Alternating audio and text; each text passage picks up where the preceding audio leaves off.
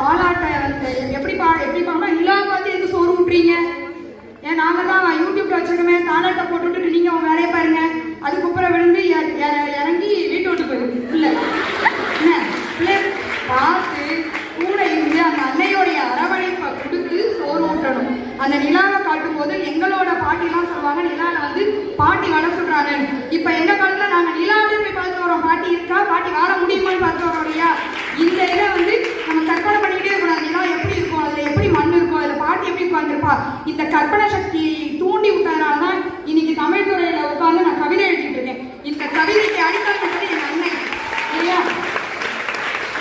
இந்த கற்பனை எல்லாம் செய்ய முடியாம, கற்பனை திறனே இல்லாம மூளையை நல்லா தூங்க விட்டுட்டு பேச்சு. அப்புறம் இன்டர்வியூக்கெல்லாம் நம்ம இன்டர்வியூ கார்டெல்லாம் வந்து ஊர் ஊரா வந்து கொடுப்பாங்க. அந்த பஞ்சாயத்து தலைவர் மறந்துடுவாங்க. எந்த காலத்துலமா இருக்கேன் நீ? பஞ்சாயத்து தலைவரே எங்க இருக்காருன்னு போன் போட்டு தான் நாங்க தேடுறோம் இப்போ. சரியா? அவசியம்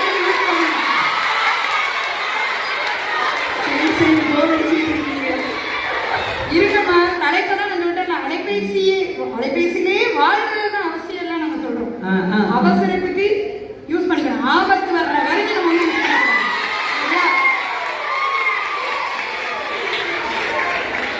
பஞ்சாயத்து தலைவரை தேடி கண்டுபிடிச்சு லெட்டர் கொடுக்கறதுக்குள்ள இன்டர்வியூ முடிச்சுட்டான்.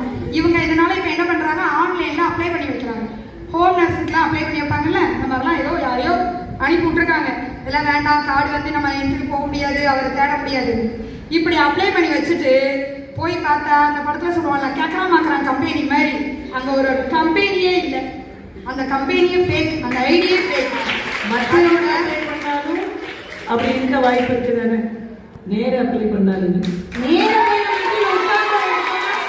மன்னாரன் கம்பெனி வந்து 50 வருஷத்துக்கு முன்னாடியே மன்னாரன் கம்பெனி வந்து அதே மாதிரி இப்ப எப்படினாலும் ஆன்லைன்ல இருக்கக்கூடிய